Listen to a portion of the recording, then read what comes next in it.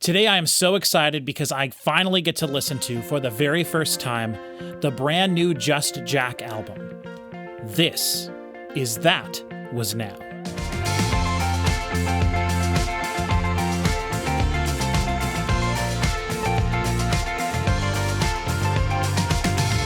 Hello everybody and welcome back to another album review / reaction here on my channel. I am so excited for this reaction. I have been looking forward to listening to the new Just Jack album for so long since I found out he was going to have a new album come out, which actually wasn't that long before the album was released on March 3rd, I believe. And it's taken me about almost over a month now to get the album in the mail. It took me forever to get it, but whatever. One thing I want to say right away at the beginning of the video, if you are here because you've been watching the Metallica videos on my channel, for those of you who are new here, my channel has been growing very fast, relatively, since the beginning of the year, since I started doing these Metallica reaction videos here on my channel. And I only have, as of this point, I believe, like just a little over 600 subscribers. But for me, that's crazy. At the end of last year, I had, I believe, just over 300. So I've doubled my subscribers in just the last few months. And a lot of it has to do with, or all of it, has to do with my Metallica reaction videos. So I just want to say, if you're someone who's here because of my reaction videos for Metallica, or even the Depeche Mode one that I did recently, regardless of why you're here, if you're here and you don't know who Just Jack is as an artist, I just want to say that don't feel obligated, obviously, to watch this video. You should never feel obligated to watch a video, any YouTube video. But, skip around on the timeline, listen to a few samples, and if you think it sounds interesting, maybe try to watch a little bit more of it. Just Jack is a very special and unique artist. He's very British. He has a very British accent. The music that he does, I like to think of it kind of a little bit like the Gorillaz albums Demon Days and Plastic Beach kind of mixed together. Not very many guest vocalists at all, though, so it's just Jack singing.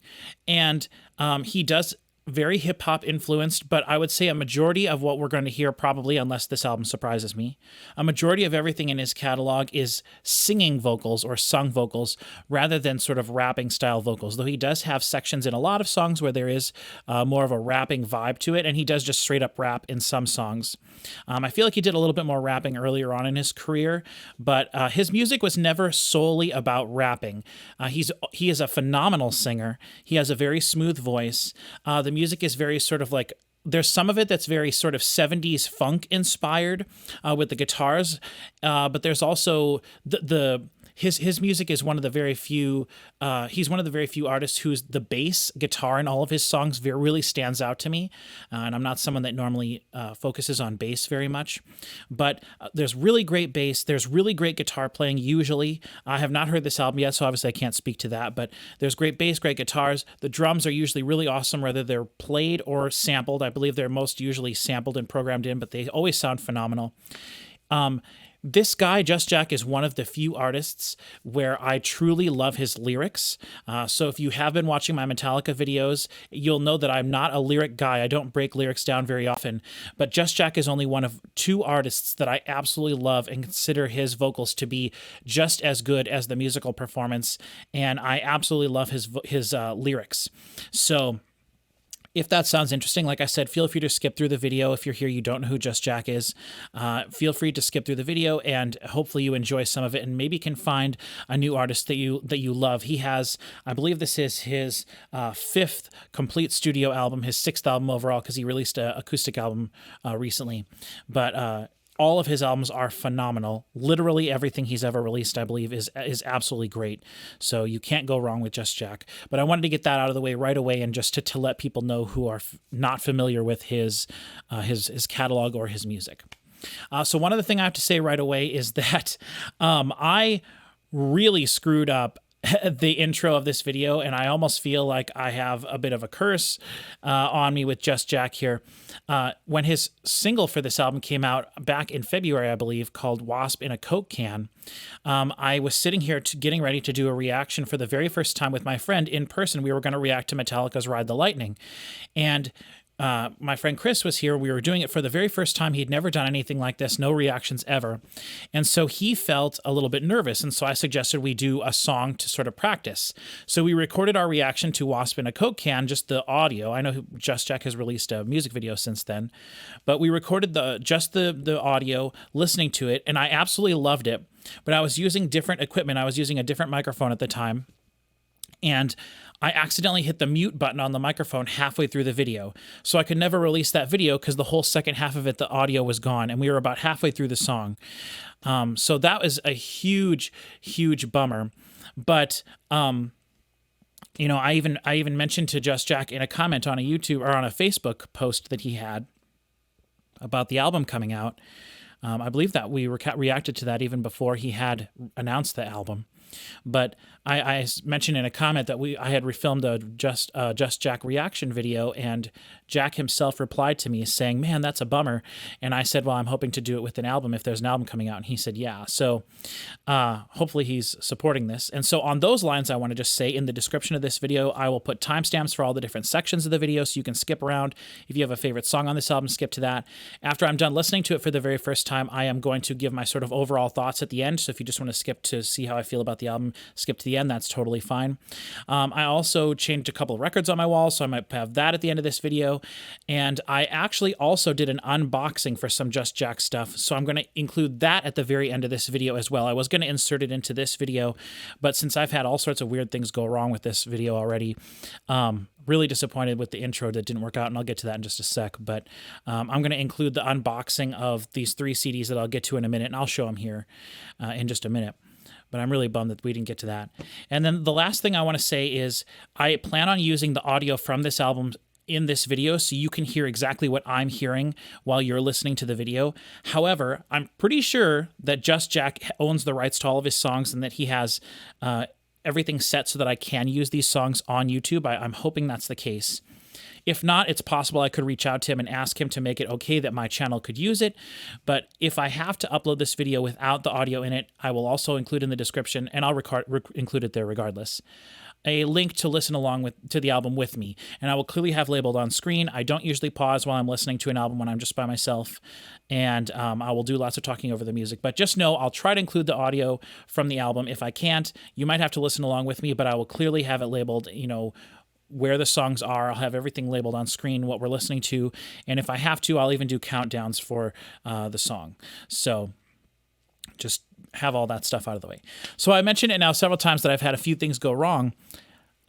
Ever since I started my channel, I have wanted to do a reaction outside here at our house. If you're new to my channel, you don't know anything about me personally. I live in Nebraska, basically in the countryside of Nebraska, which is the very middle of the United States in the Midwest. And we live about a mile or so from the nearest house. Our neighbors are about a mile or so away. We live on a farm, and so I have always wanted to just go outside on our back deck and film a video and do the whole thing out there. And since I started using Streamlabs last year and I have my Aki webcam, basically all I need is a different microphone than these, because these are a little bit more complicated to set up with my M-Box. But basically I have just a blue Nessie microphone that I can plug in via USB to my laptop and my webcam, and I can plug it right into my laptop, and I can take that wherever I have an extension cord, wherever I have power. And so I went outside this morning and I set it all up, and the problem with Nebraska is that we almost always during the spring and the fall, and actually a lot of time throughout the whole year, we have a ton of windy days. It's almost always windy here. And I didn't want to set up like a cone around me or anything like that to try to like block it out, because I didn't want the sound to be too boxy. And, you know, you have to make compromises when you're doing things differently. And so I went outside this morning and I set everything up and I sat down and I was listening, and I thought, this is not going to work. This is going to, unfortunately, this is going to be too windy. You could hear the wind blowing in the microphone. And yeah, like I said, I could have tried some way to do it. I could have tried to put something around the microphone. I could have whatever. But I thought, you know what? It's just simple enough to do this. I'll just come down and I'll do the video down here. But I will record the intro to the video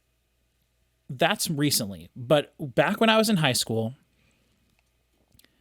in 2000 and it must have been 2005 or so, which would have been the year I graduated high school.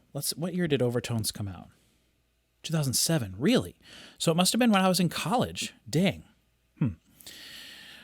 The first Just Jack song I ever heard was Stars in Their Eyes. I think that's what it's called. Yeah, Stars in Their Eyes, off of his second album, Overtones. And I remember not really caring for the song at first, hearing it on the radio, not really liking it that much, but then seeing the music video on, I think, Fuse channel. I used to watch that all the time. Could have been on MTV2 or VH1 or something, but I used to watch Fuse a lot, and they used to play a lot of music videos, and I remember seeing the music video and enjoying it. But then after the song was over, there was this like rap part. The song continued, and there was a rap part, and then they did the chorus again. And I was like, what is this? This is blowing my mind. Why is this not on the radio? Because I distinctly remember the version of the song on the radio basically just fading out after the song structuring is sort of like verse, chorus, and then they do the chorus kind of a second time and it kind of fades out. And then there's this cool rapping part, and then everything kind of builds up again. They do the chorus one more time. Everything's like the climax of the song, the ending of the song is really awesome. But the rapping to the end of the song was cut out of the song when they played it on the radio. And I was like, what the heck? And so I remember going to the store, and it was a store that I would work at in the future, Hastings Entertainment, where I bought so many of the awesome things that I own, and buying Overtones and taking it home and listening to it and thinking that I really enjoyed parts of it, but it didn't blow me away as much as I wanted it to. And I kind of just set it on my shelf and left it there. Well, about a year and a half later, I came across a used copy for $7.99 at CD Warehouse. The sticker's still on here, of Just Jack's first album from 2004, which is called The Outer Market. And I put this in, and I listened to this, and that is when it clicked for me. And I was like, okay, I really enjoy this artist. And I went back and I listened to Overtones again, and I was overjoyed at Overtones. And I was like, okay, there was something here.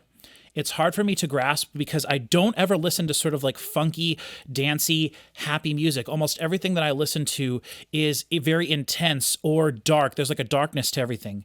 And while Just Jack's music is not always happy, there is like a certain chill vibe to it that I didn't, especially at the time back in like 2007, 2008, 2009. There's like this chill vibe to it that was very unique amongst all the other music that I was listening to. And so I learned to enjoy Overtones a little bit more because of how great The Outer Market is. And then he released, and I was here for it. I ordered a brand new copy of his album, Cinema? All Night Cinema. Sorry, I should remember the names of these albums, but I don't pay attention to album titles that much. All Night Cinema. And absolutely loved this album. Some of my favorite Just Jack songs are on this album. As I said earlier in the video, I don't think he's ever released a bad album, but I really think that these three albums,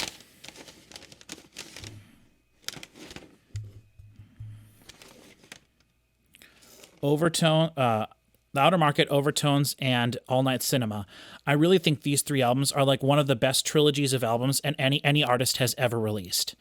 And I will definitely say that I have grown to appreciate these albums so much more in the last 10 to 15 years. You know, these two albums were sort of important to me as I was learning. I started developing my musical taste, and just my brain in general developed way later than most people's. It wasn't until I went to college in 2006, 2007, where I started to sort of become my own person. Before that, I was just sort of like, I was very aloof and didn't notice things in the world around me, didn't care about things. And I distinctly remember a time in my life when I was a senior in high school where someone asked me why I liked something, and that basically changed my entire life moving forward. And it is absolutely why I'm sitting here today, because nothing fascinates me more than thinking about the question, why do I like something, and trying to articulate why I think things are good. So I could sit here and talk to you for hours about each of these albums because I've thought about it so much. But I know, and I know I'm dragging on long with this, but these three albums are really special and important to me because they helped, I feel like, expand my musical genre, or my musical taste and my musical genres that I enjoyed. And even more so than that, I feel like I have grown to appreciate these albums even more every time I listen to them. And if you're unfamiliar with my channel, one thing that I do that is very unique amongst all the other music fans that I know of is that I never, ever, ever listen to an album twice in a row. Ever. Never. My whole life, that's always been a rule for me that I made myself. Listen to an album, absolutely love it, enjoy it. It's my favorite album of all time. Listen to something else before you go back to it. And because of that, I don't necessarily get to explore the minutia of everything after having listened to an album like multiple times in a row for months in a row in my car or something. When I listen to an album that I love, I want it to be an experience. I sit, I listen to it, I enjoy, I take it all in, I drink it in, very much like I'm going to do with this new album here when we listen to That Was Now for the very first time. Over the last 15 years, anytime I sit down and I try to listen to, I guess it would be over the last 12 or 13 years, however long since these have come out, this album at least. Every time I sit down and listen to it, I like it more and more, and it absolutely astonishes me. The songwriting, the production, the music production is phenomenal. I do not know how they put all of these elements together like a puzzle to create these songs, especially The Outer Market is absolutely fascinating to me because it has this amazing, really high fidelity sounding production to it. But there's also like lo-fi elements. Everything works together so perfectly. The bass is so phenomenal across all three of these albums. It is like I rarely ever notice bass, but on these three albums, the bass is like one of my favorite things. And there's so few bands or albums that I can say that I've heard that is the case, where I enjoy the bass and actual bass guitar playing. Though not every song has bass guitar. Some of it has like a program bass, synth bass, and stuff like that. But that's kind of one of the other things I like about Just Jack. His music is incredibly varied. He can do almost anything on any song. He could literally make a rock song, though I don't think he's ever done a song that I would call like intense or anything. But he has songs that definitely get intense, I guess. But he's never made like a heavy song or anything like that. But he could do almost anything on his albums, and it would still sound like Just Jack. One of the same reasons I love the Gorillaz so much, and so many artists that I really love, is an artist's ability to do whatever they want on their albums and have no limitations. And I feel like, especially on these three albums, he had no limitations. And they absolutely executed these three albums flawlessly. If you don't want to listen to this video and you don't care about any of the stuff I have to say, and you don't care, whatever, just like go listen to any one of these three albums. If you're a hip hop fan, I feel like The Outer Market might be the album for you. But if you just enjoy music, really good playing of almost any instrument, really good songwriting, great lyrics, then I can't recommend Overtones enough. And honestly, All Night Cinema is a really cool combination of these two albums, plus something that's totally unique. There's a little bit more electronic elements on here, a little bit more dancey electronic stuff, but never sounding overly poppy. His voice is not overly processed. Like I said, he has this really nice, smooth voice. He is the only person that I think could give Damon Albarn a run for his money for having the most Britishy accent while singing. I don't mind. Some people do, but I do not mind a British accent when singing. And I almost feel a little bit disappointed when I hear people from the UK who intentionally sing with an American accent always. And, I guess I understand that there's probably more of a chance that you would get to be like huge and mainstream without singing with a British accent. But there's just something that's so cool to me as a person who listens to music in other languages and things. It absolutely does not bother me to listen to someone singing with an accent, whether it's a Swedish person singing in English, but there's a little bit of like a Swedish accent to their English. It doesn't bother me at all. It doesn't sound hokey. I know I've heard people, I've talked to people about this before, and I've shown them some German music that I like, and they would be like, "Oh, don't you think it sounds like hokey or fake because they're singing in English, but they have that German accent?" And that's not something that's ever bothered me. And the absolute same thing can be said for a really a thick sort of UK accent. And I don't know anything about UK accents to say like something's from some part of UK. I know that there's all sorts of different kinds of accents. I don't know where Just Jack is from, and I don't know where Damon Albarn is from, but those are the two people that I think of when I think of like distinct British accents when they're singing in English. And I absolutely love it. So, but that's something else I think to point out about his music that's really important. So that's his first 3 albums. I absolutely adore them. I cannot tell you how important and special they are to me personally and my whole musical journey of my life thus far. There's no way I could build these 3 albums up or hype these albums up too much. I promise you that they would deliver. All 3 of them, absolutely fantastic. There's so many clever ideas. There's so many clever songwriting tricks. There's so many impressive technical musicianship things which you would not expect on an album like these. They're absolutely, honestly, I think that The Outer Market is a masterpiece album. I think it is flawless from start to finish, and I think its production sets it above so many other things that I've heard, that I call this album a masterpiece. And to me, that's my favorite Just Jack album that I've heard thus far. And these 2 albums are so close. I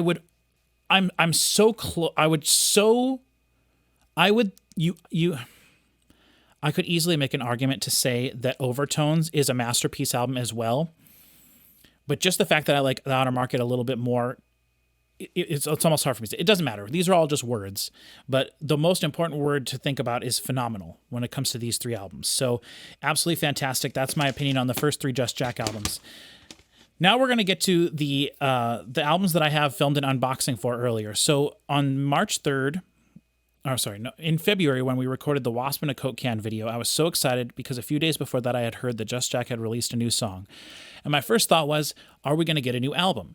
He released an EP several years ago, and I enjoyed the music on the EP, but, it was an EP, and with my musical tastes, I pretty much tend to just ignore EPs. Like, if you're not going to give me a full album, I pretty much just always ignore it. And so I was almost like scared to do the Wasp in a Coke Can reaction, because I was like, what if I really like this a lot and it's just a single and he's doing it to have fun, and he never releases an album? Well, then he announced that he was going to have, I believe the week before, he announced that my new album's out on March 3rd. And I was like, oh my God, this is amazing. And so on March 3rd, which I believe was a Monday, he made a post on Facebook and updated his website saying copies of the album are available to purchase. And so I went on the album to get my copy, or on the website to get my copy of this new album. And I thought the price was pretty decent. I was like, okay, that's okay. And I had come into it thinking I'm going to probably buy it regardless. And I was hoping, fingers crossed, that he might have a copy of his last full-length album that he released, which this album is called What We Did Today. I was hoping that he was going to have a copy of this album for sale as well, and I could buy both of them, because he has had this album out since 2017, and I never purchased it. I listened to it. I enjoyed it at the time. I think I listened to it on Bandcamp, actually, when it first came out. And I enjoyed it, but I didn't want to spend a ton of money for it, and I was just like, okay. And then a few years later, then 5-6, however many years from 2017 to now, he releases this album. So I went on the website, purchased this album and this album, and the total came up to be like $17 some for shipping. And I was like, man, that's crazy. That's like a lot. I know that shipping from the UK to the United States could potentially cost more, but I've ordered things from Europe before, and if you're not doing express shipping or anything, it shouldn't cost much more than it really should ship anything just in the United States. Here to ship a CD, it costs basically about minimum $4 no matter what. And so I thought that the shipping would maybe be like $10, but it was $17.99 or something like that. And I was really shocked. But I did it. I was like, whatever, I don't care. It cost me like $45, $49 total to purchase these 2 albums. They are both autographed.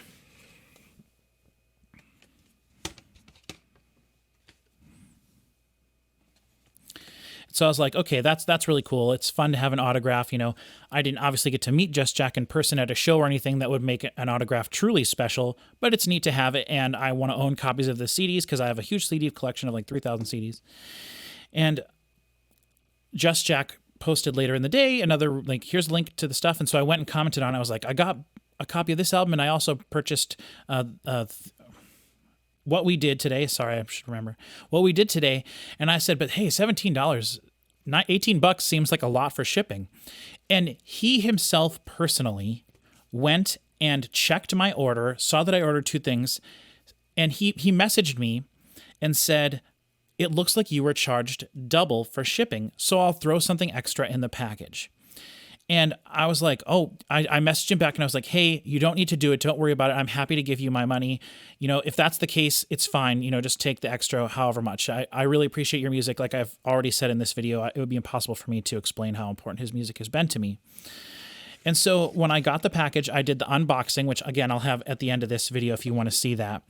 I opened it, found these 2 CDs, and I also found a copy of his acoustic album that he released 2 years ago in 2021. It's sort of like a live recording, but it's not really. It's just him and this other guy. There's a picture. Doing how many? 11 songs from throughout his career, with just an acoustic guitar, just an acoustic guitar, just Jack, just an acoustic guitar, and just a second guy playing the guitar and doing background vocals. So it's just 1 track of acoustic guitar, 1 track of lead vocals, and 1 track of backing vocals. And I've heard this album, but again, because I'm not like a huge acoustic album, I'm here for the production. I want something that sounds fantastic and that is produced really well, and I want lots of layers and sprinkles on top of my music. I've talked about that so many times on my channel. I never thought that I would own this. I didn't even know that he printed CDs of this, to be honest. And so when I opened that package and I found these 2 albums plus this one, I was overjoyed. I believe I now own everything that he has made as a physical copy. I don't think he ever printed physical copies of his like EP from 10 years ago or however long. But so awesome. And I just want to say, like, what a cool guy. I don't know. I was going to look this up and I didn't. I don't know how many listens he has per month on Spotify. I should do that real quick just to see. Like, Overtones was a huge album. It made it to the United States. Not only did it make it to the United States, it made it to the radio in the Midwest, in Nebraska, where I live. From a town of 300 people in the middle of the Midwest with farmland all around me, and I heard his song on the radio, saw it on the television. Again, that is Stars in Their Eyes. And so that album was huge. And I don't know how popular he became because of that, but I think is what allowed him to make his 3rd album. And those first 3 albums are all produced phenomenally and they sound great. Let me look this up real quick. So he has 543,294 monthly listeners. So that's absolutely great. It's almost more than I expected, because I don't know how big or small an artist has to be in terms of like fame or popularity or whatever. Like, I think that he shipped me these from his house, like from his location, and he signed these and he did the actual process himself. So he can't be going through tens of thousands of copies of this. One person couldn't do that. I mean, obviously he could have like family and friends and stuff help him. But my point is, he seems like a very down-to-earth person, first of all. It's so awesome that he reached out to me just because I made a comment about the shipping. He reached out to me. He sent me something extra when he didn't have to. And he seems like a genuinely nice person every time he posts something. I belong to his email newsletter for many years. And over the last year or so, he has been posting these amazing stories of all the songs from his first 3 albums and how they kind of came to be. And I really enjoy reading them. He'll just I'll get an email every now and then from Just Jack, because I belong to his newsletter or whatever, his email newsletter.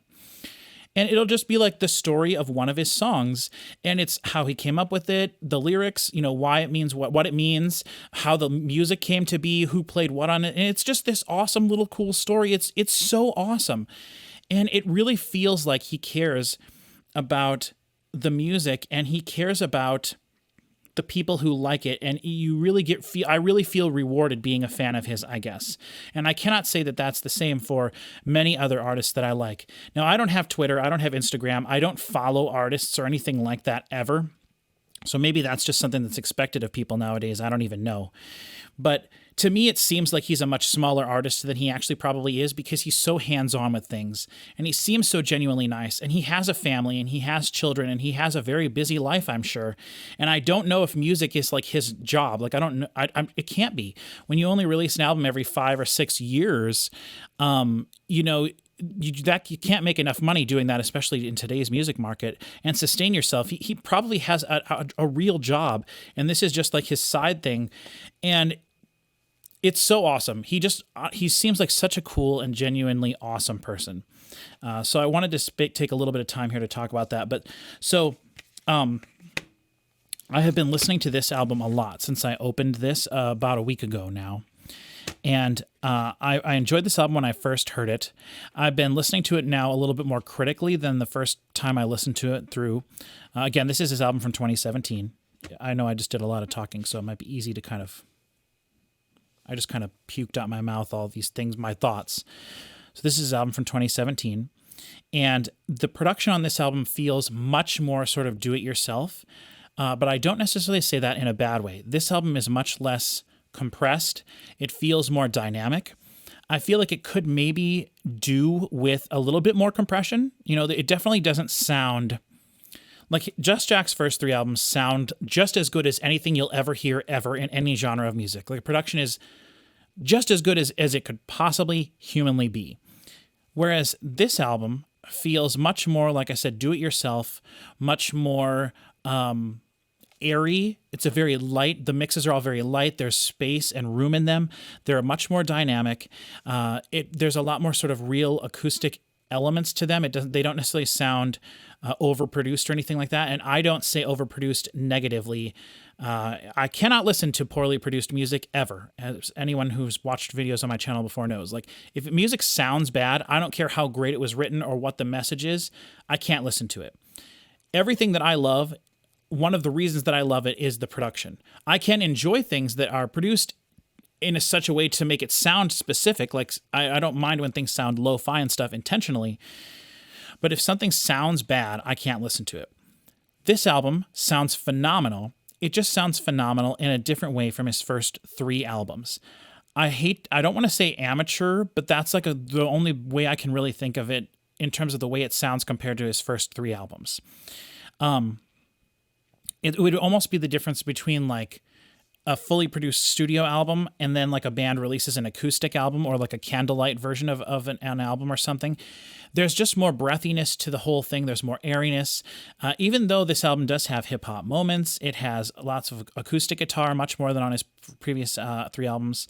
There's really cool drum beats. There's really great production stuff. The bass playing is phenomenal, but that's a good example. Like, the bass doesn't necessarily sound as round and full on this album as it does on his first 3 albums, the bass guitar. The bass guitar on this album sounds much more like if I was to record a song and put it out, it'd probably sound somewhat like the performance obviously wouldn't be as good, but I've been an audio engineer now since 2007, so however long that is, 15, however many years. I feel like with my skills, I could produce an album that sounds as good as this if I had the right talent performing it. So anyway, that leads us to the new album. And so my expectations for this album are for it to sound pretty similar sonically to this album, but I did hear Wasp in a Coke can. I don't remember what it sounded like at all because of the debacle with mixing up the microphone and stuff, so I was really distracted. Plus, I was talking over it while we were listening to it, which is probably what I'm going to do this time as well, because that's the point of a reaction video. But I hope this album sounds maybe just slightly better than this album, than what we did today. But I don't want it to sound too crazy, and I want it to feel like Just Jack. I'm fairly certain that it will. I'm not worried about this at all. This year I've had a few duds that I've listened to that have really disappointed me for artists that I really look forward to, and the same thing can be said last year.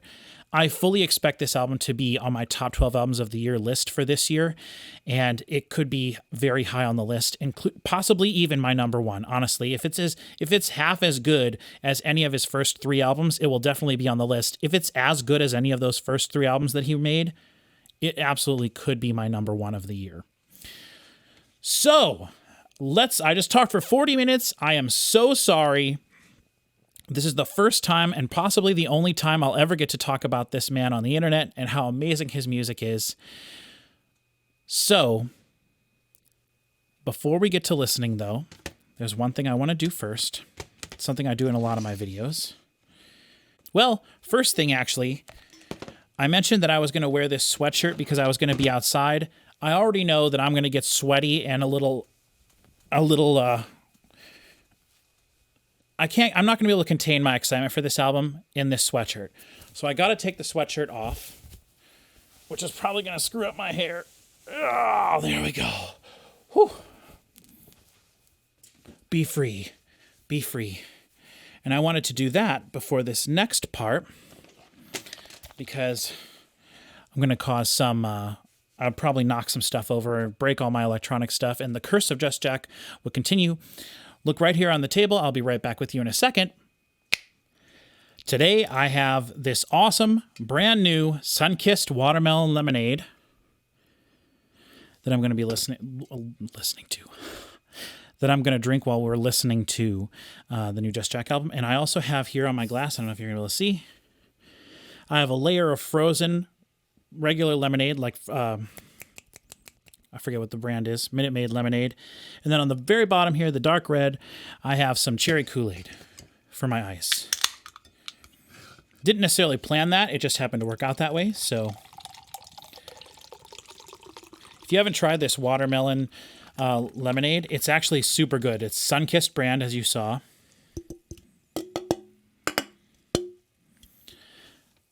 It actually tastes very similar to the mystery flavor of Mountain Dew that Mountain Dew had last year. Oh, good stuff. Okay. Center the self. Get comfortable. We're not inhibited by our outerwear anymore. And let us listen to, for the very first time since 2017, brand new Just Jack album. I'm so pumped for this.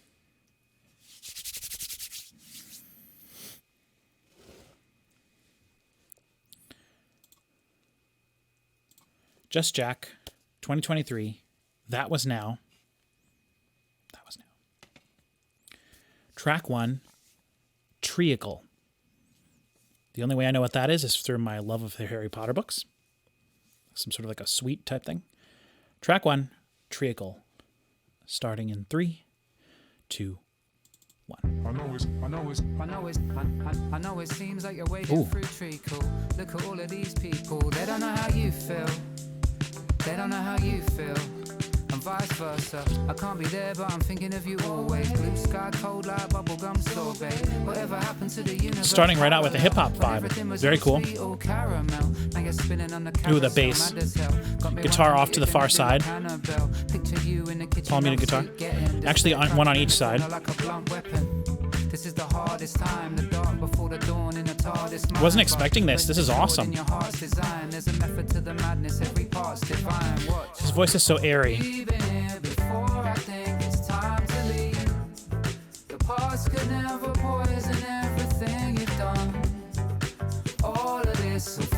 Drums very nice and tight. Hi-hat standing out very nice. Very pingy sounding hi-hat. Bass guitar, funky as always, sounds great. Very round sounding bass.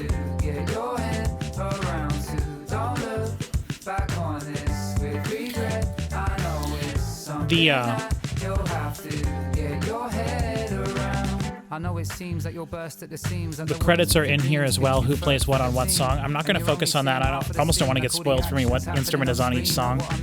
But I assume everything's going to be lead vocal, drums, guitars, bass. I love this. He does not have long rapping verses like this very much at all throughout his career.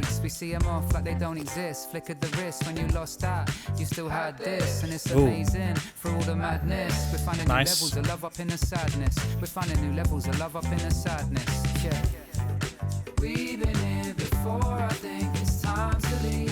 Nice harmony vocal in there now. I think the first chorus, he had multiple overdubs of his voice, but they were doing, for the most part, just a uniform line. No harmony, just an overdub. Ooh, strum guitar, electric guitar.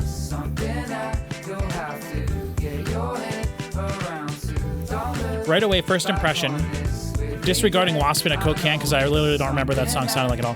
This to me sounds better than his 2017 album, What We Did Today. Yeah, I remembered it.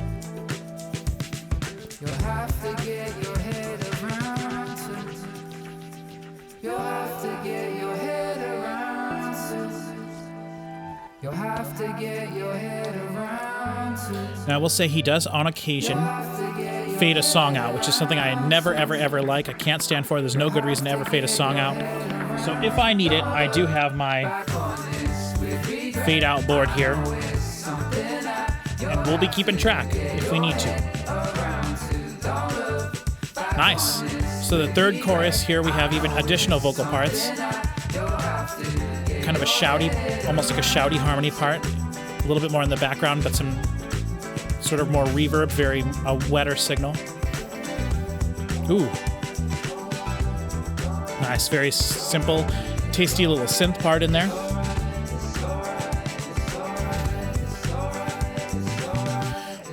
One thing he did on What We Did Today a lot, which I really enjoyed, was to let the songs breathe a little bit at the end. The outros of a lot of the songs were longer, and it felt a little bit more jammy almost. Oh. I love that. That's fantastic, that song. I don't know if he's ever had a song that was structured that way, with just literally rap verse, singing chorus, rap verse, singing chorus, a bit of a tiny bridge, chorus again. Fantastic, phenomenal. Treacle, amazing. Track 2, People.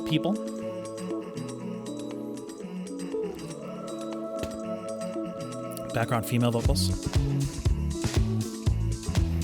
I'm gonna turn it up a smidge. If you read the news today, you could be forgiven for thinking there's no hope for all of the humankind. If this cynicism and that superstition, Some nice background vocals there, some harmony parts. maybe it's not that much of a surprise. There's a low vocal in there as well, possibly an octave lower. Nice reverb, big space, feeling. Notice that accent, very thick here. Big spread wide vocals here for the chorus.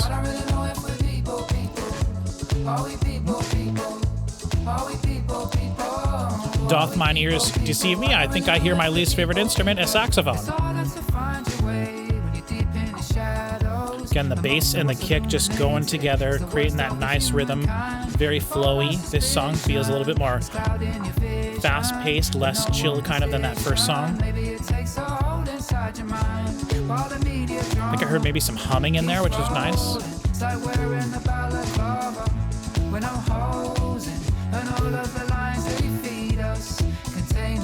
I love this. This sounds fantastic.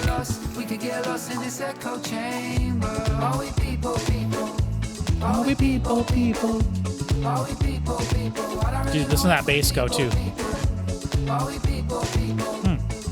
I was gonna say, the songs on his most 3 recent albums, these that I got, they were all co-produced by, mixed by Rob Quickenden, which is different than Jay Reynolds, who is the guy that mixed his first 3 albums. And before I filmed this, I was going to look up who Jay Reynolds actually is and the music he's produced since then, but I didn't do that, so I'm sorry. But I should look that up and see. I'd probably enjoy his other music that he's produced. But this is Jack Alsop, which is, I believe, Jack's last name, Alsop, and I don't know how to pronounce that. And a lot of the songs feature co-writing credits by John Cox, who has been on several of his most recent albums as well and played guitar and things like that. Very nice, very tasty, all these different vocal parts. Very nice.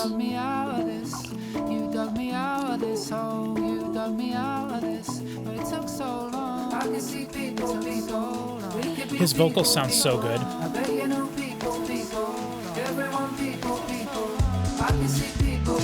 It just gives me hope when I listen to something like this that sounds so good, you know? I don't imagine he had this enormous budget for this, but I have heard albums last year and already this year that are huge, big, international, well-known, very big bands that released albums that sounded like just terrible. And it's like, how can that happen? How? It's so frustrating. But when I hear something like this, it's like, yes, okay, there is still a reason to cling to life, you know, to keep from just spinning off the earth. Having stuff like this, just, it's so great.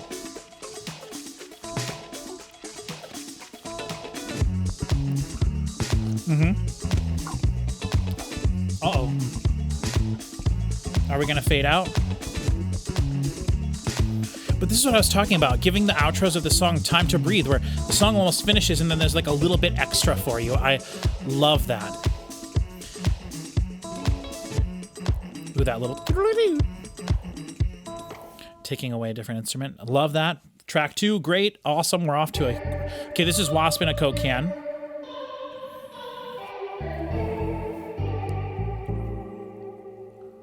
Piano, awesome. Should I try and be someone else today? No one likes the sad-faced clown. Oh, his voice sounds so good.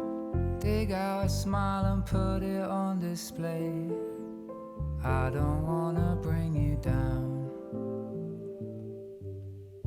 Feeling like a kid in a dad suit. Arrested development. You've been taking aim but you won't shoot. Am I just your white elephant? Feeling like a kid in a dad suit. What a way to start. Yeah.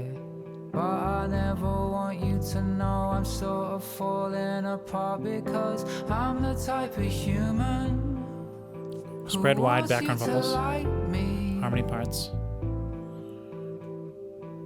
Yeah, I'm the type of human who Piano wants sounds you gorgeous. to think that I'm okay. I would love to be one of those people who couldn't give two shits about what everybody else is thinking. But that could only be a pipe dream for me, 'cause I only feel a bit like that when I'm drinking. I remember there being... Stuck like a wasp in a Coke can. Yeah. Agony I was and just to say, I remember there being I can drums. still find my hope, man. If you're standing next Yeah. to me, putting on a front, but I'm losing heart. Yeah. Sounds like there's almost like a little bit of a pingy, very tight delay on the kick. Falling apart because I'm the type of human who wants you to like me. Oh, this sounds so great. Yeah, I'm the type of human. The guitars on his music it's always so tasty. And like I said, some of it is sort of like funky 70s stuff, or like it makes me think of Michael Jackson, like the guitar that was in like Bad and Billie Jean. That's sort of like you hold the same chord and you just kind of more of like a pattern, like a really cool fast. That's the kind of stuff he has on his music a lot, and I don't listen to very much music that has that style of guitar in it.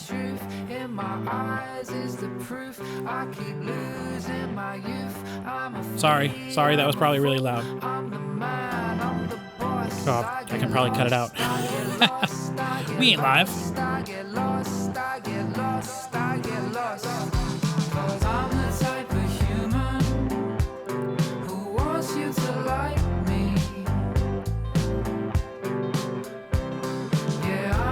Almost sounds like a bass guitar, an extra bass layer in there doing like some harmony part on the bass. But then there's just that low. That's obviously bass.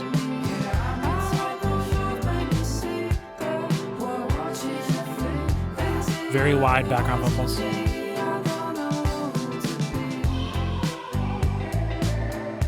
Oh, that's cool.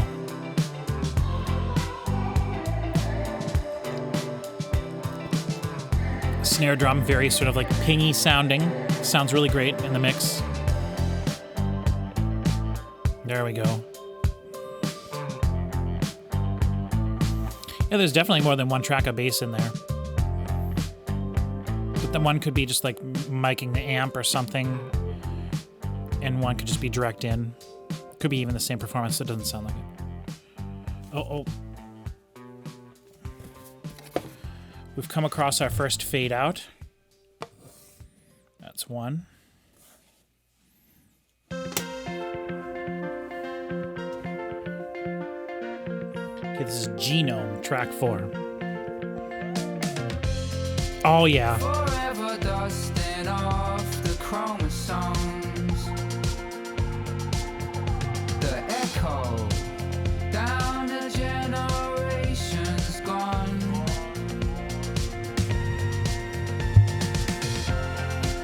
I swear I heard them in my headphones,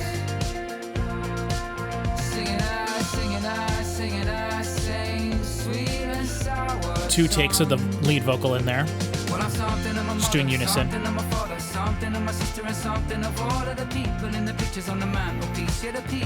Oh my god.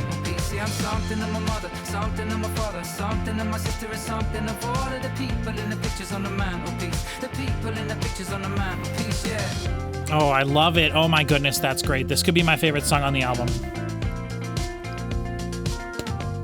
The songs feel very much more straightforward than on his previous albums. There's less sound effects, less keyboards, I feel, and it's much more like just kind of guys sitting in a room playing the songs. I definitely hear keyboards and things, though.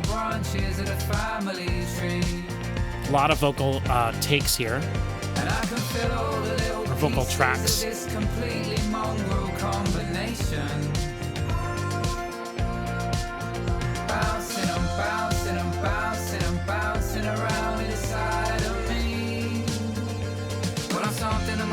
Something of my father, something of my sister, and something of all of the people in the pictures on the mantelpiece. Yeah, the people in the pictures on the mantelpiece. Yeah, I'm something of my mother, something of my father, something of my sister, and something of all of the people in the pictures on the mantelpiece. The people in the pictures on the mantelpiece. Oh, what a good chorus. I kind of wish the verses wouldn't have been so many vocal takes. I like it when he just sings one lead take. He's a good enough singer, definitely, to do that. A lot of times people kind of hide behind multiple vocal tracks. But I don't think that's the case here. You know, it's possible the vocals are supposed to sort of mean like a togetherness of a group of people. Here he's singing by himself. Feels like we're holding on to something. Is it an unexploded bomb? Give me the words you say that I don't understand. I'll take all the temper tantrums while I hold your shaky hands. Well, I'm something of my mother, something of my father, something of my sister, and something of all of the people in the pictures on the mantelpiece. Yeah, the people in the pictures on the mantelpiece. Yeah, I'm something of my mother, something of my father, something of my sister, and something of the people in the pictures on the mantelpiece. The people in the pictures on the mantelpiece. Yeah. Oh, that's good. A little guitar solo. It's a feel-good song.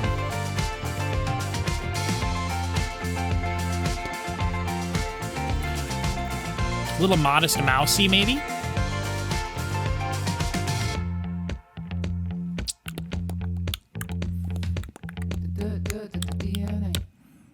Oh, cool. DNA. Genome. Very cool. Track 5, Noah. All capital letters. All the other songs are written with lowercase and capital.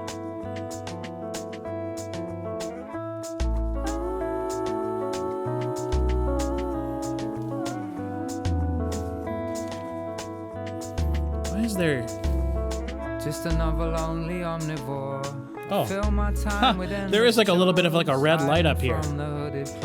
I was like, what the heck? It looks like a reflection. Anyway, sorry, don't get distracted. Biggest lies and the baddest jokes, and they tell you that it's all a hoax while we're tearing at each other's throats. And are you there? Are you taking notes? 'Cause Noah, Noah, Noah, Noah.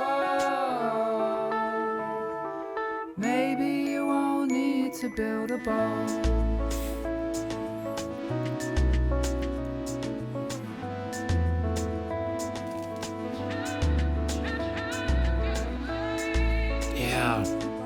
On his first 3 albums, like, he uses certain samples of things sometimes, and I do not know how like sampling for like hip hop songs and stuff works, but sometimes it just blows my mind. Choose the men that make us squirm. A tinderbox is built to burn. We're on the edges being confirmed as we scan another paragraph, another far-flung blooded bath with pictures of the aftermath, and no tears, no back page epitaph, and Noah, Noah, Noah, Noah.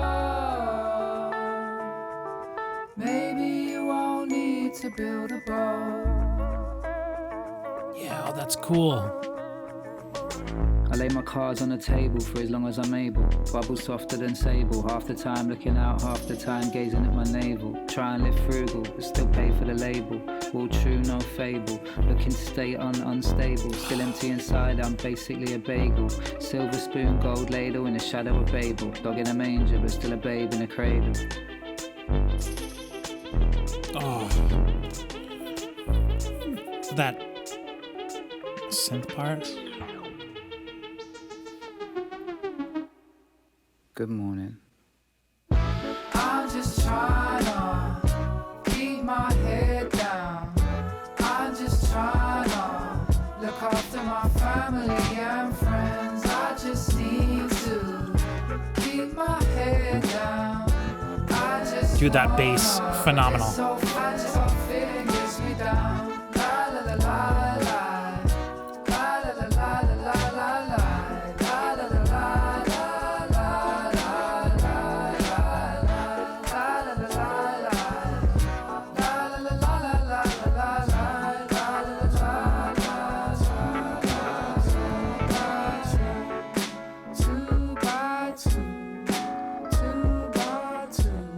Guest vocals here, awesome.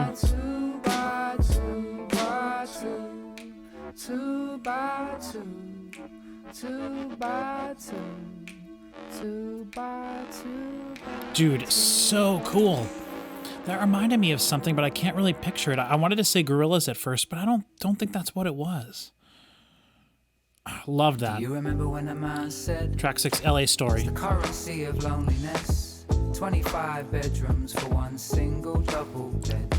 Do you remember when the man said, snowstorms in mid-July, driving license fakery, and your dashboard looking like a bakery, and the Cortez bluer than a swimming pool glow, and your Cortez wide and the sign above your home. I think, again, guest vocalist. But still on your mind, however hard you run, you can't leave you behind. And money makes people and tears them apart. You know, this song's called LA Story, and I don't know if it means LA as like Los Angeles, but oh my gosh. I don't know if the rest of the world feels this way or not, but living in the United States, living in the Midwest, I am so over everything having to do with California and specifically Los Angeles and San Francisco. Every movie is set there, which I mean, obviously LA is where Hollywood is, like the movie capital of the world, but like every movie is set there. Every video game is set there. And I know there's lots of video game studios there and stuff, but like, oh my God, I'm so over California. I don't know how people in the rest of the world feel though. Do you remember in Montreal? Chasing the shadows all across the wall. But LA might not stand for Los Angeles in this case, I don't know. Can't trust yourself, no. Probably does. There's a lost sun setting like a neon nectarine. It's like everybody knows, but they just don't intervene.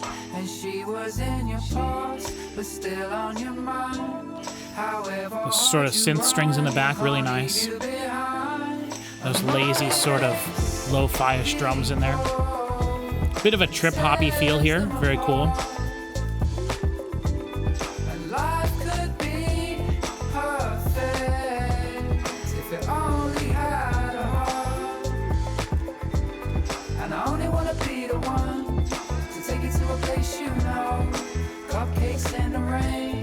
Second-hand tuxedo just before the credits roll.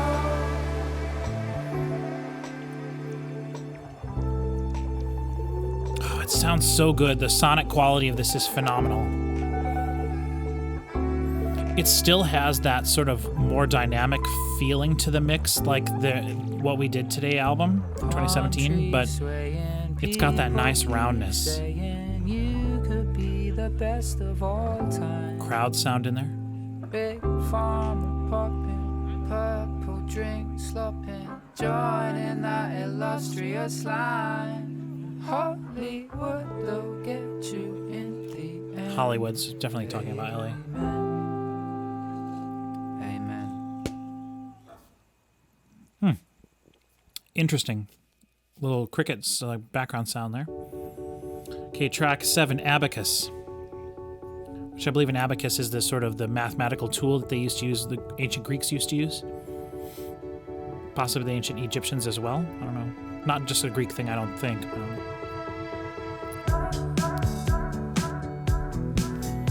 Yes.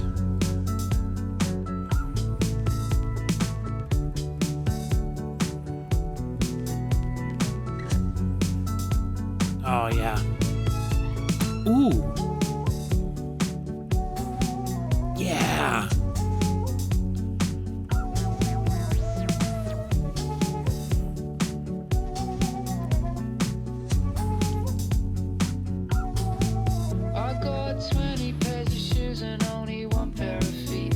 A little bit of lo-fi vocals.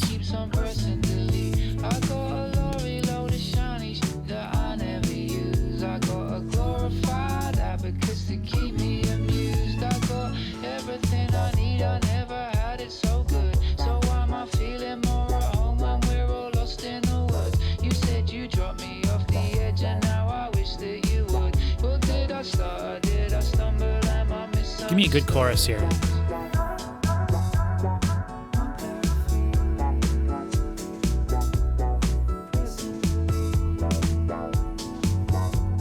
Very cool.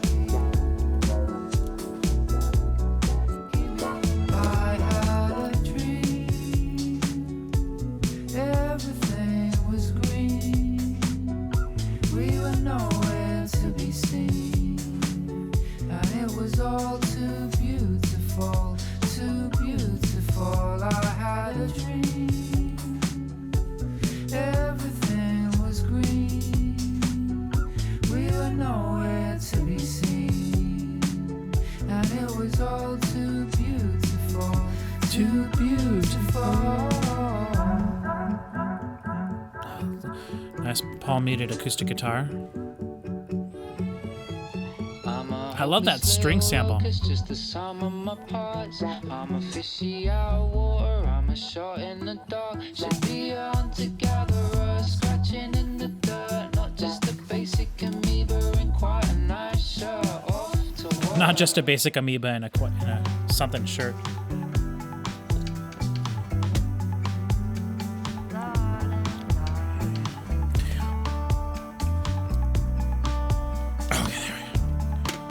Love the tasty guitar.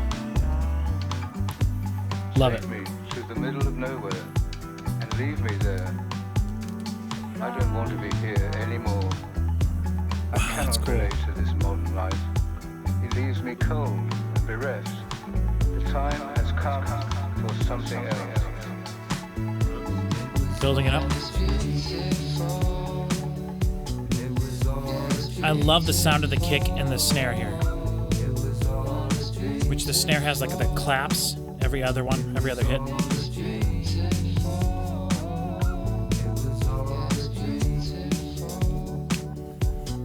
Very dry clap.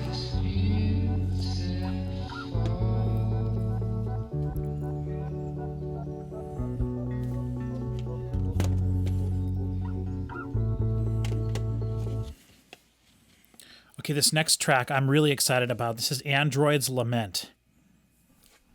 It's going to have a bit more of like a robot-y sound to it. I love that last song.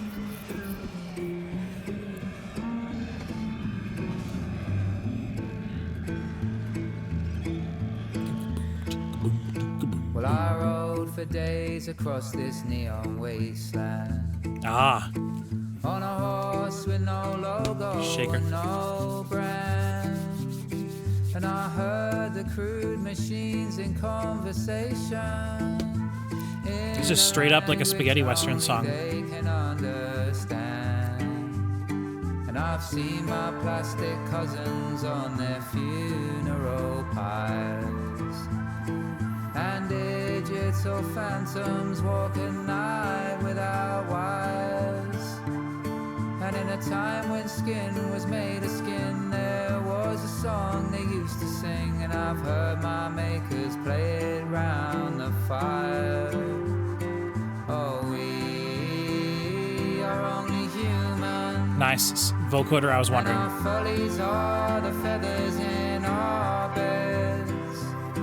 All of us sleeping fitfully, just dreaming dreams of destiny. Not realizing we're already dead.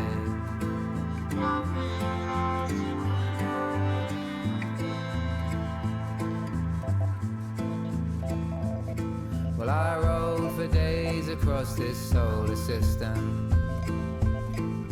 A traveler is how I was designed. Behind my circuitry there burns a question. Am I the first or the last one of my kind? And I'd ask my plastic cousins, but they're known to be liars.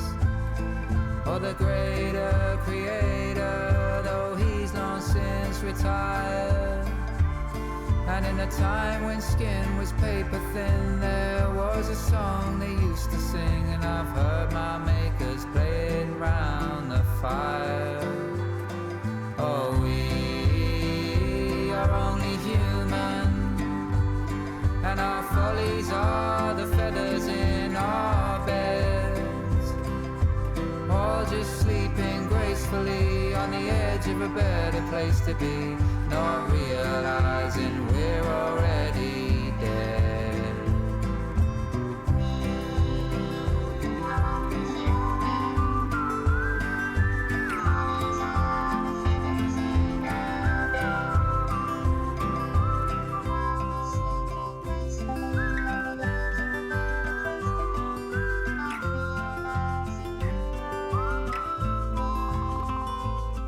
Not realizing we're already dead.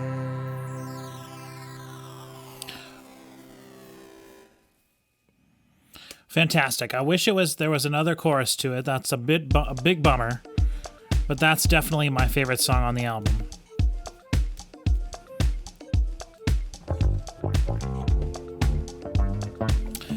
All right, track 9, Trouble to Share.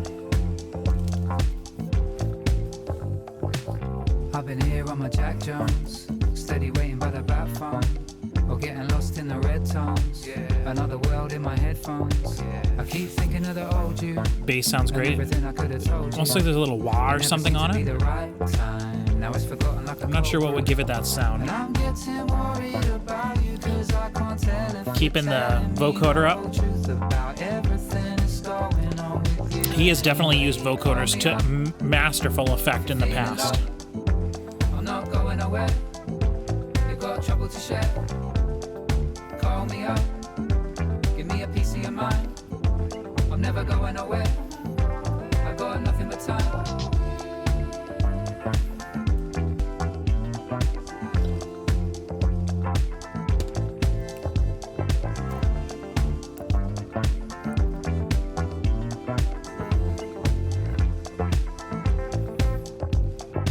So many people trying to kill time.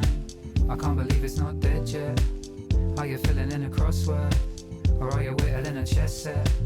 How you dealing There's with like a the little- distance? Are you hiding from the neighbors? Only another ghost in a ghost like a little- town 28 days later. And I'm getting worried. It's hard to explain, but there's like a little thing in there. Telling me the whole truth about everything that's going on with you anyway. Call me up if you're feeling low. I'm not going nowhere. You got trouble to share. Call me up. Give me a piece of your mind. I'm never going nowhere. I got nothing but time. Oh, yeah. I don't know if he gets to perform very much. Very much. Sorry.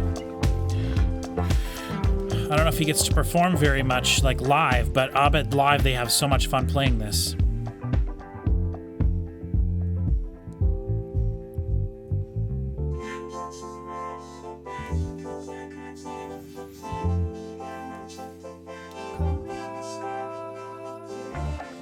Call me up if you're feeling low. I'm not going nowhere. You got trouble to share. Call me up. Give me a piece of your mind. I'm never going nowhere. I got nothing but time. Definitely like a disco-y feel here. Feeling low. Those strings sound great. I'm not going nowhere. You got trouble to share. Call me up. Give me a piece of your mind. I'm never going nowhere. I got nothing but time. I was looking, I don't see anybody that plays strings.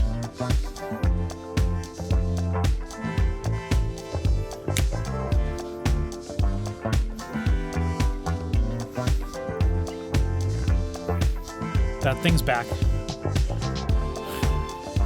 Or I heard it. Yeah, it's in there. It's so cool.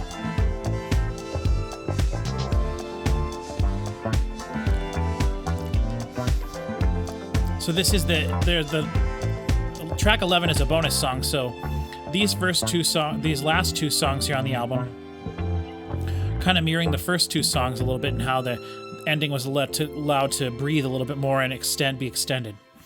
All right, this is the last song. This is called Last Song Tribute. Then there is a bonus song afterwards, which obviously we're going to listen to, but okay.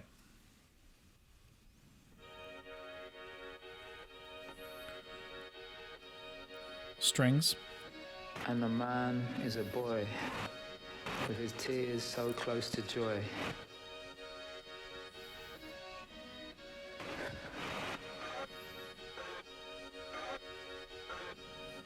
And his dreams full to the brim, with all the things he's never seen. So close to joy.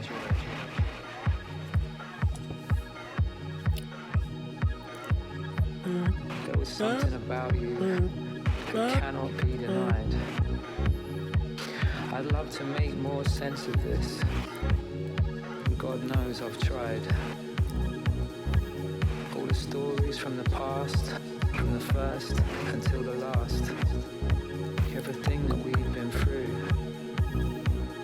I had to make this one for you. That rising. Sometimes on his albums, he does end the album with a sort of an instrumental song.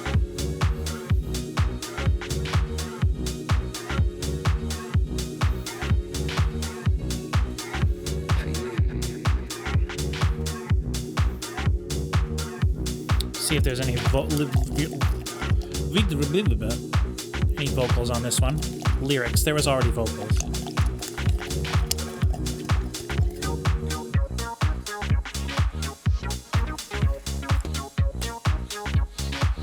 Very cool.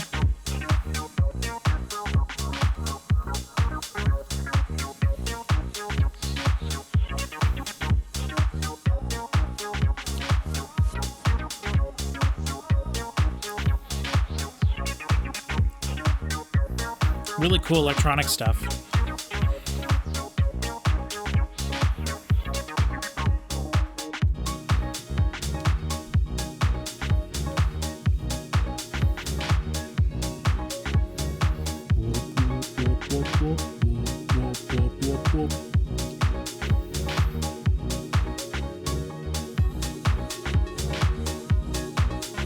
I love the choice of synth sounds here. Very cool.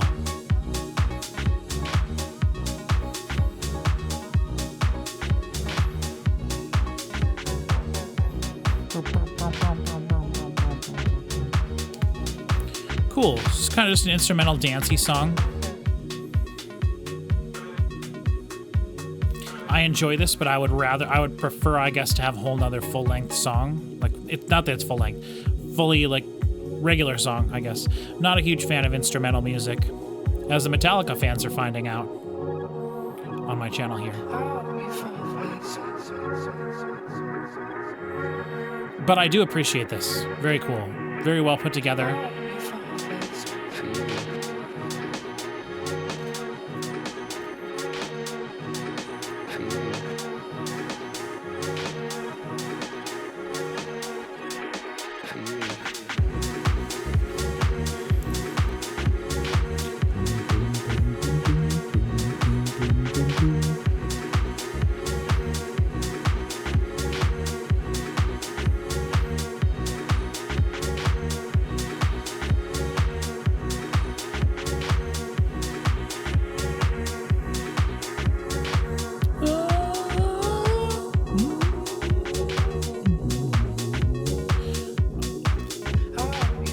Low pass filter sweep there. That nice little square wave synth in the middle there.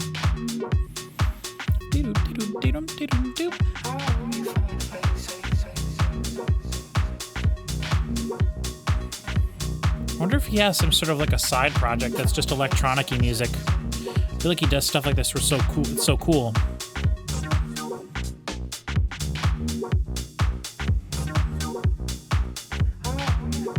Really anxious about this next track, Our Kids 2004 bonus.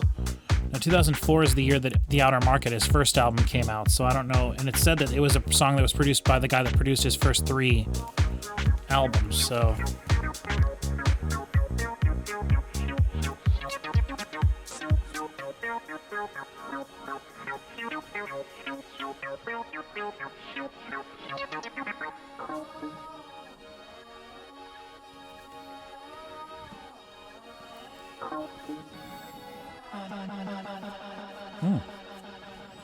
Very cool.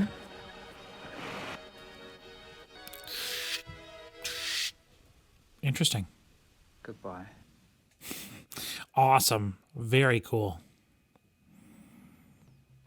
Okay, track 11. This is a bonus demo, I think.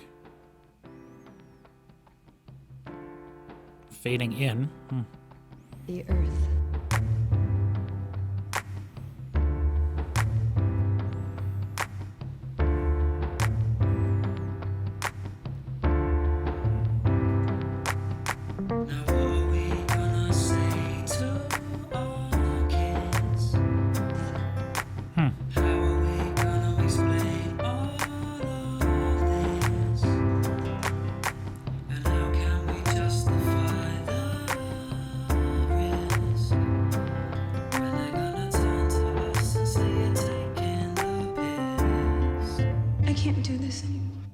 Sorry all your friends have to carry asthma inhalers. And sorry about the encroaching deserts and constant crop failures. Sorry the goldfish has 3 eyes and the dog's got 2 heads. And sorry about the landmines and little Johnny's legs. Sorry about globalisation and the death of democracy. And apologies for television, cynicism and rife hypocrisy. Sorry about the spin doctors who made it okay to lie. I know the yellow ring stings your skin and makes you cry. Wonder how the spin doctors lied. I don't know.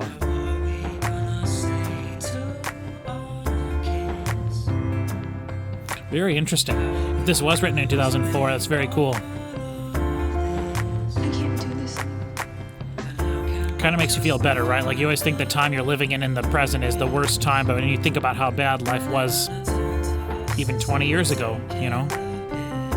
19 years ago. Sorry your house was knocked down so they could build a Starbucks. And sorry about the landfills and the nuclear waste trucks. And sorry about all the guns and you having to wear a flak jacket. I know it's a bit big now, baby, but don't worry, you'll grow into it. And sorry about all your allergies, the killer bees, the filthy seas. And sorry all we have left is these weak apologies. And I'm afraid that in the end, the only gift that I'll be giving is an ever-increasing drop in your standard of living. I can't do this anymore.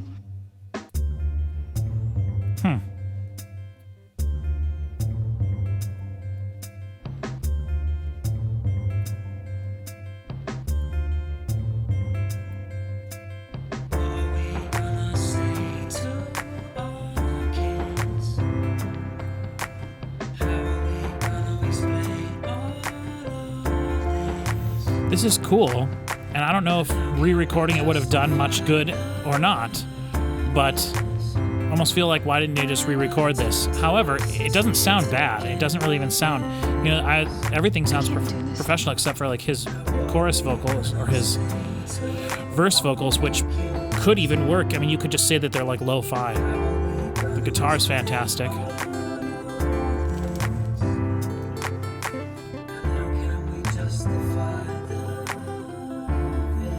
He does have someone playing guitar in here, Ollie Love.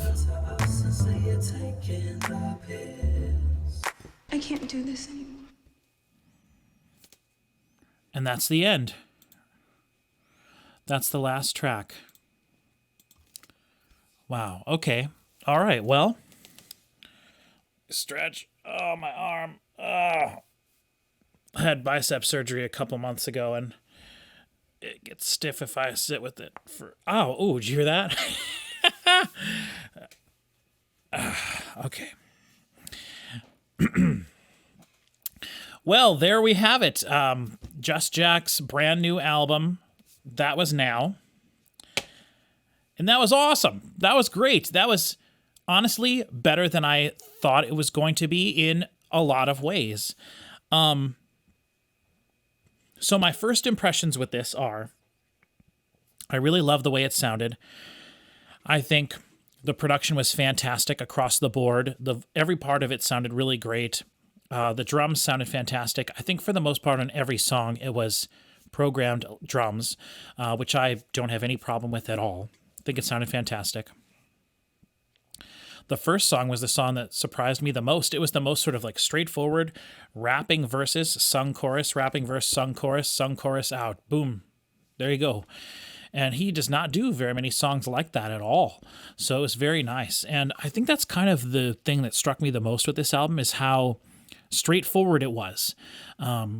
I don't mean to say that there's not the little special things that he did have on all of his previous albums, but it did feel a little bit more straightforward, like guitar, bass, drums.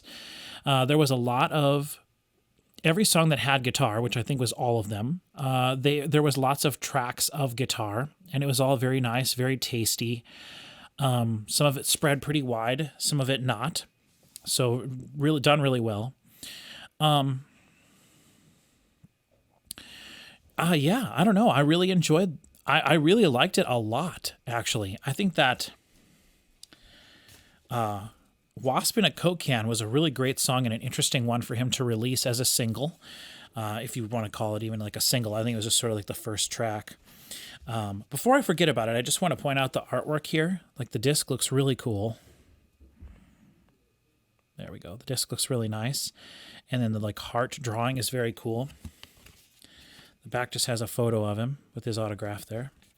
And then the front, he released a long story about how he was walking on the beach and found all of these things and then messed around with lining them all up to create possibly the album cover and then painting little painting on it as well. The stripes. Love the album cover. Actually really like that a lot.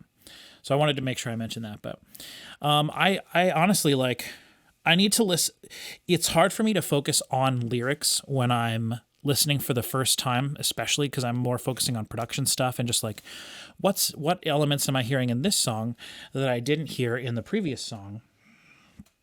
And that's kind of generally what I tend to focus on the first time when I hear something. But there were a few songs where the lyrics did strike me. A lot of it was the things that I noticed were the lyrics that I sort of like expected to be on this album, kind of about like the state of the world and a little bit of like the hopelessness, but also maybe a little bit of light at the end of the tunnel. That's kind of what I expected based on his previous like sort of lyrical themes.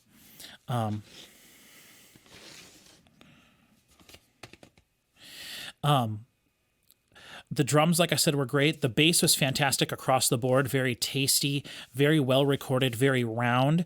You didn't hear a lot of those, like the sort of interesting and kind of can be annoying frequencies that are in bass guitars, sometimes the sort of higher frequencies. And again, I don't want to say that it ever sounded bad on any of his music, but I do feel like it sounded a little bit better here than it did on the What We Did Today album from 2017. I think this album overall was produced better than that one. But I would also say that this album, the song arrangements were maybe a little bit more simple. I don't know if I can say that or not because it did seem very similar. This album felt very rounded. Everything felt very clean. The editing all felt very, very professional. And I mean, it always does on all of his stuff, but everything felt very rounded, I guess. Hopefully that you understand what I mean when I say rounded. His vocals were really great. I would say maybe the only complaint I could have about the album is that there were a few times where he was singing like verses, and I thought to myself, I think I would enjoy this better if there weren't so many takes of vocals, like so many tracks of vocals and overdubs of vocals. A lot of times just doing unisons, but also sometimes doing a harmony part every now and then. But I really like him when he just sings by himself. I feel like that's very impactful. And like I said when I was listening, some people who are more amateurs in the music industry will, when they're working on something, or if you're doing an album yourself or something, and I've even done this myself too, like if you're not necessarily a very confident vocalist, you will maybe hide that fact, hide your performance behind layers of vocals rather than like having just one lead vocal. I know Just Jack is a fantastic vocalist and he knows what he's doing. So I feel like all the moments where he was doing multiple takes at once and having the overdubs in there, the unisons in there, was definitely a specific choice that he made on purpose. And it definitely not anything that would be like to the point of like ruining a song for me or anything. But, I do feel like maybe there was two songs in particular that really stuck out to me, where there was a lot of overdubs and unisons in the verse. And then when the chorus came in, I feel like there was a little bit more, but because there was so many vocals during the verse, the chorus didn't feel as separated from the verse as I usually like it to feel. But they did a really good job, I would say, for the most part, of separating the verses and the chorus, even though some of the songs, the music didn't all change that much. Maybe in some of the songs, for the chorus, or what we would perceive as the chorus or the refrain, the the energy of the song actually came down rather than going up, which was very nice. I actually really liked that. I think the Genome song was maybe my favorite song. Android's Lament really got me, and I almost was crying there listening to it, and I really can't explain why. There was a lot of emotions, I guess, while I was listening to it. Like, I love Western music, and I love spaghetti Western music, and I love the thing that was clearly an inspiration for that song. And then the idea of taking the sort of like Android-y aspect, the like technology aspect, mixing it, the idea that, you know, the hopelessness of sort of our situation in the world and that kind of a thing. I really enjoyed that a lot. I loved the chorus. I really liked in that song he sang in sort of a lower register voice the entire time. A lot of the time he sings in a higher register voice, and then he'll maybe use that sort of register of his voice to do an overdub or something, or an additional vocal part, but very rarely do we get lead vocals from him. And I don't know if it's just because that song was in maybe a lower key, a different key that he worked better singing with his lower register voice, but I absolutely loved that song a lot. Loved that song. Abacus was really cool too.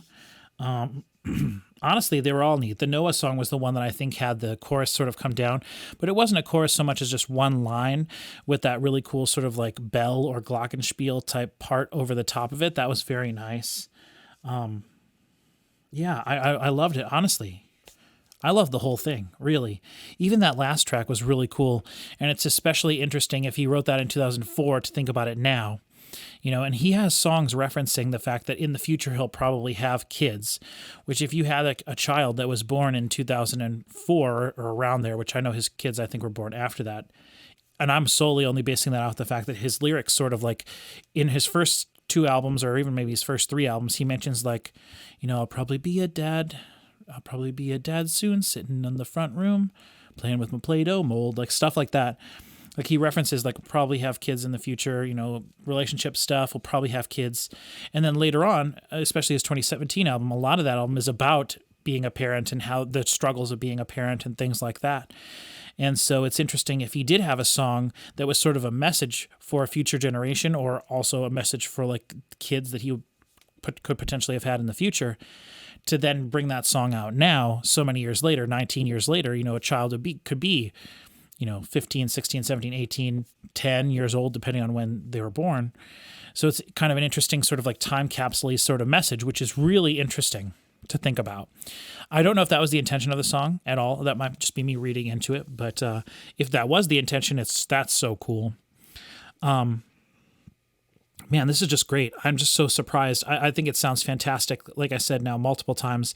And I guess that's surprising to me just because, like I said, I don't know how big he is as an artist. You know, I don't know. This makes me want him to release an album every 2 years, though. You know, like, it's so fantastic. I love his songwriting so much. Like I mentioned, there's the only other artist, I think I mentioned this at the beginning, I don't know if I specifically said it, but there's only 2 musical artists, who I consider them, like their lyrics to be just as good as everything else that's in their sort of musical package, the music, the song arrangements, the production, the performance, the technical musicianship. There's only 2 artists that I absolutely love lyrics that much, as much as everything else in their song. One of those is Just Jack, and the other artist is actually Leonard Cohen, who is, I probably enjoy some of his lyrics more than the music in his songs, but his songs are always very simple and it's all about his lyrics. And if you're watching this video, you don't know who Leonard Cohen is, you absolutely do. He wrote one of the most famous songs of all time, the Hallelujah song. I heard there was a secret chord that David played and it pleased the Lord. That song. Hallelujah. Fantastic. And he also did Everybody Knows. Everybody Knows. Right? That song. Fantastic. But I believe Leonard Cohen was the only person that while he was alive, he won major awards for acting, music, for like acting in film, music, and poetry. I think he was the only person to have won those specific 3 accolades in his career. And he just actually passed away a few years ago, which is very sad, but his last few albums are absolute incredible. But anyway, I consider Just Jack on the level with him, which I know is a crazy thing to say because that guy was like, I believe, the greatest lyricist of all time. But Just Jack is the only person that at least comes close to me in terms of meanings of songs and what he's writing about and how he puts the words together and just, yeah. So I absolutely loved that. And I think that stayed true here on this album. I think the lyrics were really nice. Like I said, I wasn't able to pay attention to everything that he said. That's something that I will probably listen to on subsequent, I'll pay attention to more on subsequent listens, be able to enjoy that a little bit more. Yeah, only one song faded out, and it was Wasp in a Coke Can. There was another song that sort of did kind of fade out a little bit, but I believe they were taking sort of elements out, and then the last few things that were left in the song faded out. So it didn't feel like a fade out to me, so I didn't, call it a fade out, didn't bother with it. But Wasp in a Coke Can is the only song that really did fade out. And I almost wonder if the reason that they did that was so that they could get it to be the more sort of like singly feeling thing. I don't know. But yeah, I absolutely love this album. It actually surprised me how much I liked it. If I listen to it more, I may even... I was debating while I was about halfway through that. I was like, is this album better than any of his first 3 albums? And I definitely don't think it's better than The Outer Market. And I don't know if I would say that it's better than...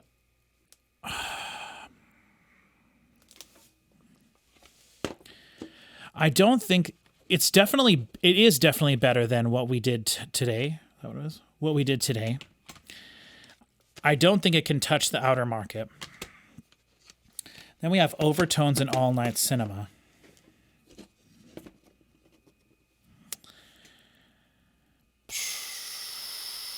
It's tough because All Night Cinema has, I think, The Day I Died, I think, is one of his bigger songs, and I think it might be one of the greatest songs ever written. I legitimately think that it has every element that it would need to be considered one of the greatest songs of all time. But every song on here is really so good. And I really love Goth in the Disco. I absolutely love that. Love that song. So I'm going to say that I don't think that I like That Was Now as much as these 2 albums, though it's really close. And the fact that I can even say that in the same sentence, that this album is close to being as good as 2 of his, in my opinion, perfect 3 albums, tells you how good I think that the album actually is. It's absolutely 100% phenomenal. So I'll just leave it there. I don't have a ton of other things to say. I think it's fantastic. I don't know if Just Jack will, or anyone in his team or whatever, will ever see this, but if you do, thank you very much for being such an awesome dude and for making some music that, to me, at least, is like some of the most important music I've ever consumed.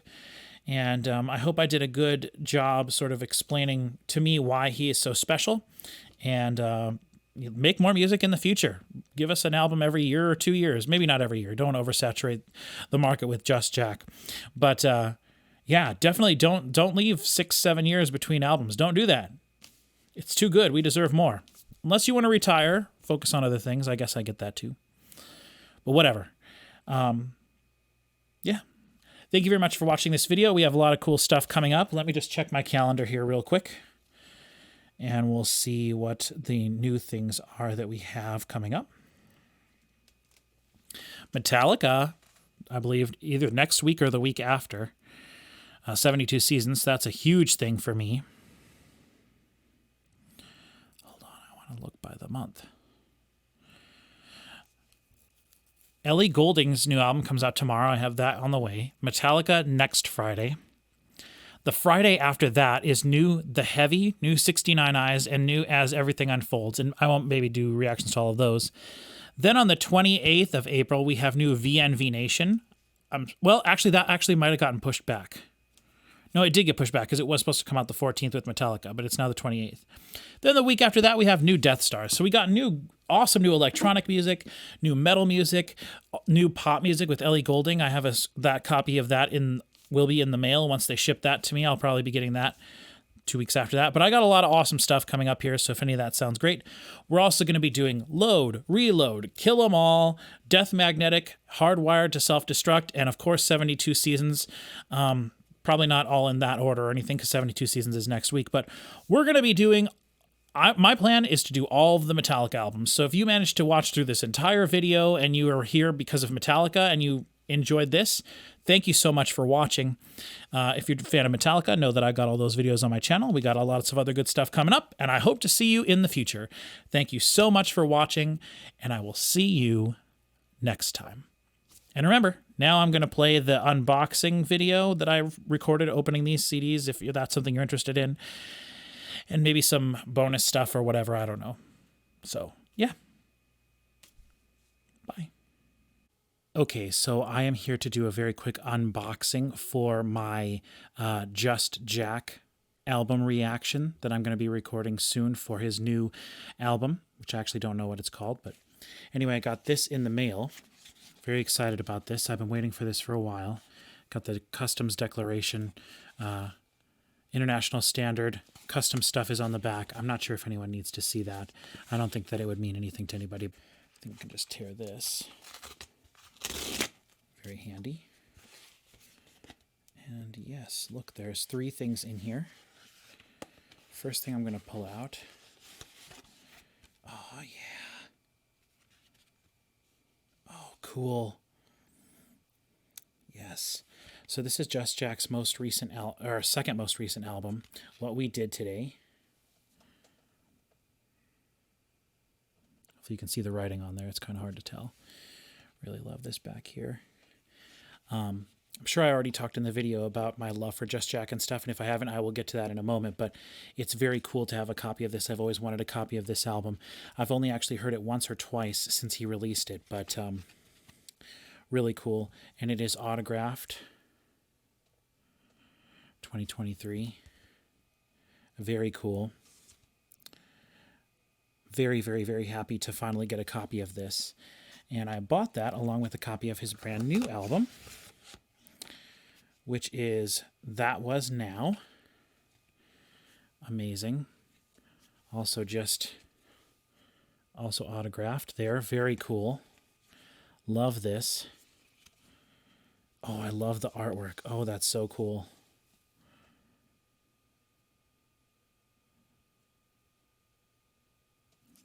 Very neat. We got 10 tracks. One of them's a bonus. That's very cool. Haven't heard any of this yet, so I'm very excited to listen to this, which I will be doing in the video that you're probably watching. There's one other thing in here. Whoa, oh, cool. Yes, this is awesome. So he said he was going to include something bonus in there. This is awesome.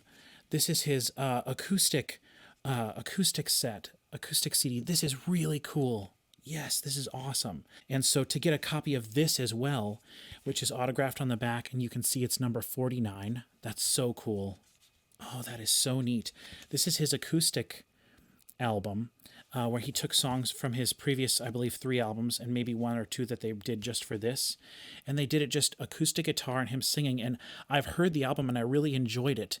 But, you know, acoustic music's not super my thing always. And for me to spend, you know, a lot of money to buy an imported copy of something like this, I never would have thought that I would ever have owned this. And so now I believe I own a copy of every one of Just Jack's albums on CD, and that is just so cool. This is now probably one of my best collections. Oh, that is so cool. All right, so we can get back to the video now, and I'll talk more about Just Jack, whatever. I don't know where I'm going to insert this, but I wanted to film this because I was excited to listen to this older album that I have heard. I'm excited I want to listen to this album again before I get to this album, so I wanted to open this as soon as I could. So very cool. If Just Jack ever sees this video, very awesome. Well worth it for the extra $9 or whatever I got charged for shipping for this. Very cool. I'm a huge fan. This is really awesome. All right, back to the video. Putting a few different records on the wall.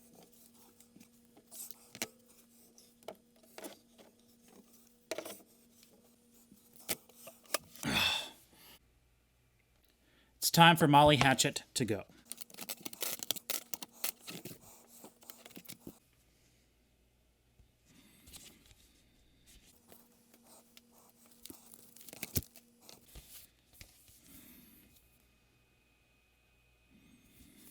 Replacing it with the heavy. The house that dirt built.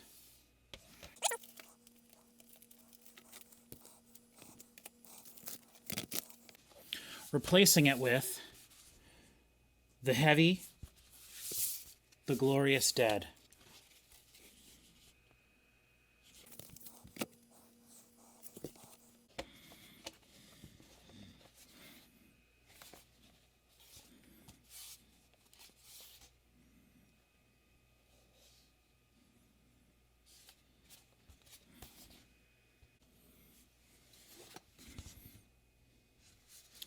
Demon Hunter, Extremist,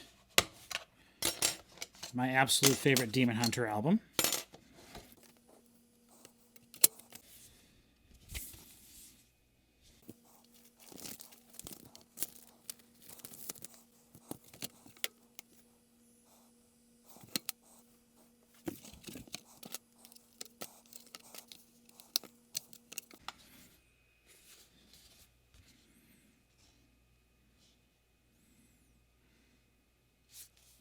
Replacing it with the editor's Violence.